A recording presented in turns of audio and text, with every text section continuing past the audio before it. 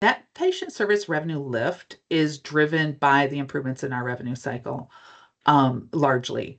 The old EMR that was in place, that Gifford had in place prior to moving to this new EMR, was not sufficient for the complexity of today's complex medical billing and coding. There was a significant amount of funding left on the table that we would have otherwise been contractually obligated or entitled to receive. And that is what we are focusing on, is making sure that we are being paid appropriately for the care that we are providing at this organization. We have deferred much needed capital as a result. We invested in the EMR. The EMR build takes a couple of years to build, and then you deal with the aftermath post go live, and it's all hands on deck. And then with our financial position, we just were not in a position to invest in capital. And here at Gifford, we do respectfully request that our budget be approved as submitted for both the net patient service revenue growth and the commercial rate increase that we have requested. Thank you, Ms. Holland. If you don't mind, this isn't a hearing, but I did have two random questions, if that's okay with you. If it's detail, I may have to defer, but if it's philosophical, maybe we can. No, yeah. Well, one, thanks for joining the Gifford team at a really challenging time, a time of transition. I really respect somebody stepping into a challenge. And all of Vermont healthcare right now is a challenge. So thanks for participating and trying to make things better. The days cash on hand covenant, is that measured at any point in time or just at the end of the year? We have two measurement periods, one mid-year, March 31st, March 31st, and one at end of the year. Calendar year? No, fiscal year. Fiscal year. Okay, great. Got it. Yeah. Okay, so the end of this month. Okay. Right. And then this is not that pertinent to this hearing, but the old EMR, is that Meditech? Am I remembering that right? No, the new EMR is Meditech Expanse. The old EMR was CPSI. CPSI was next gen, right? I don't know. Okay, thanks. I appreciate it, and thank you for your comment today. Any other public comment? Could I ask one question as well? If Ms. Holland doesn't mind. Hi, Cheyenne. It's nice to see you again. Dave Merman. We worked together years ago at CVMC. So one of the things that was striking to me is the decline in Medicare revenue in the payer mix. Is there something that you can understand or explain why the Medicare portion of that payer mix seems to be declining so substantially? So I don't want to speculate because I wasn't, Dave, a part of the budget build.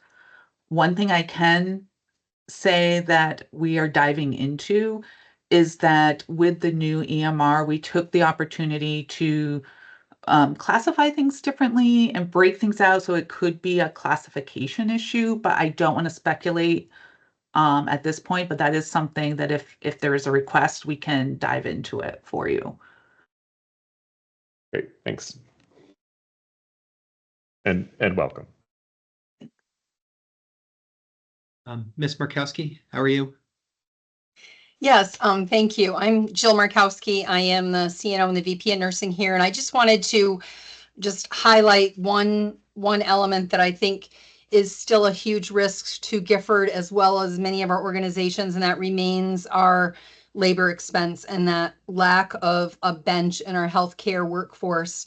You mentioned that 53% of our expenses in our FY25 budget are labor, and we still do not have a bench, nor does anybody. And so the way that we are staffing is to try to either increase benefits or try to bring travelers in the short term. There's many initiatives everyone is working on for longer term solutions, but it still remains a risk. And as all our surrounding hospitals are renegotiating contracts, we just keep seeing those salaries raise and raise. And I just, want the board to understand that we are really working on this, but I don't see that we have a real solution that is really going to have an impact in the short term. They're longer term solutions. And it still is a huge risk for us as a small critical access hospital. And a lot of areas, you mentioned some of our budgeted clinical FTEs, a lot of that remains core staffing just to have the service open. So in my ED, we have 2 nurses 24/7, and I can't run it with less than that. So there's a lot of things that really are kind of fixed costs. So I just wanted to highlight that a little bit and let everyone know that there's not a big solution for that one area. Thank you, Ms. Markowski. Nice to see you too. Anyone else?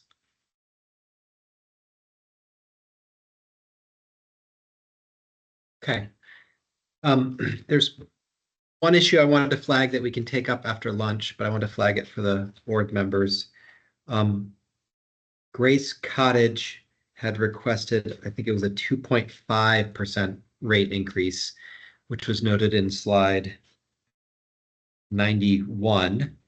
But the motion on slide 112, for the motion I made, but we have not voted on, had a typographical error of 3.4%. So I just want to flag that for the board that when we come back from lunch, I will likely move to amend the motion for Grace to correct for that typo. And we take 45-minute break. And we'll come back then. So that's 1:25. We'll come back at 1:25. And Michelle, we can go off the record. Thank you. Okay, we're off the record at 12:39 p.m.